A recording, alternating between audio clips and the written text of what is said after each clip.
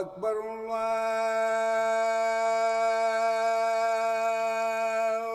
أكبر. Звучит азан, призывающий на пятничный намаз. Жители собираются со всех уголков города. Каждую неделю наш телеканал в прямом эфире транслирует пятничную проповедь из центральной мечети в Назрани. Это делает религиозные знания более доступными к постижению. А тем временем в этой же центральной мечети Назрани проходит особенная пятничная молитва для людей с ограниченными возможностями здоровья. Проповедь богослова разъясняет профессиональный сурдопереводчик. Благодаря этому прихожане, имеющие проблемы со слухом, способны понимать и распознавать содержание хутбы. Приобретение исламских знаний необходимо для того, чтобы каждый мусульманин осуществил правильное поклонение Творцу. Тема сегодняшней проповеди – намаз и последствия пренебрежения этим вторым столпом религии.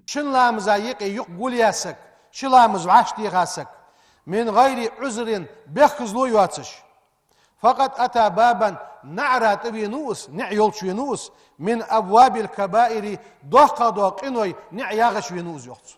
Религия ислам учит, что все люди равны перед Всевышним, и каждый мусульманин обязан совершать намаз даже в том случае, если он может делать это только в воображении. Есть немало примеров, когда сподвижники пророка Мухаммада, да благословит его Аллах и приветствует, совершали молитву даже в самые тяжелые времена.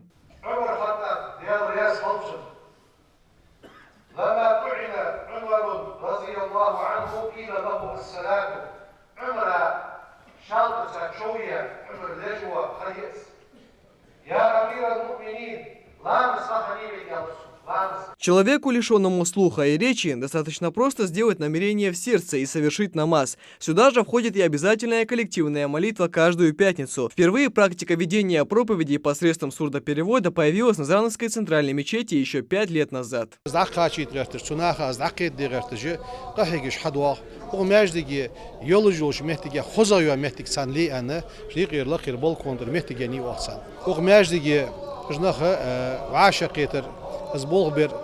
خزدون دیا مرخی بیت چه یسخیو آشان اجناق گل بو آوش مرخی بیت قصد قای ورلاش بیسن هم بعد سوگوش بو نخبی اشت بیخواه هم سوگوش بو نخت بیخواه چاق شارس ازیک بیالیر هم بچه چند چاق خس خطس چنا چاق دوگ غز دولسر وی داغ دس وی قمن نخبش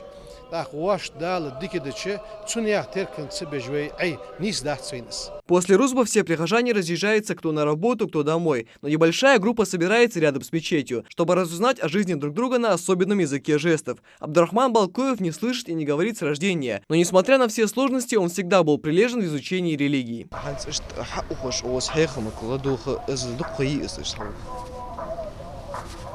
В 2015 году я перевод Юлия Чултеха.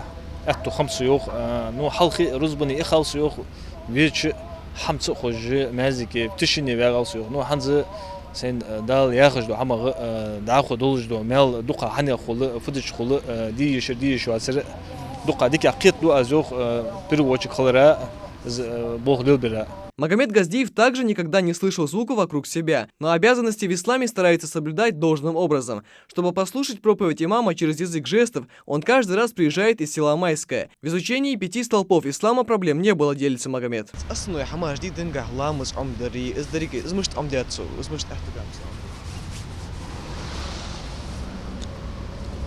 Диш язди хам ходит хунёхт ах ламаза связан должен хам дарик хам عمدش تيبار ديش что хам дат азох но даху должен хам письменном виде масса предложений русском виде анчил пиха цена смысл цикет же из хлу хултунох даху переводчик сани вах бог без саханчил пиха хлу хлу аламас хам амдра школе шей диш баш хлара что диш эхту бхар. По многим вопросам люди с ограниченными возможностями здоровья всегда обращаются к хасултану. Языку жестов ему пришлось обучиться еще в раннем возрасте, так как у обоих его родителей проблемы со слухом и речью.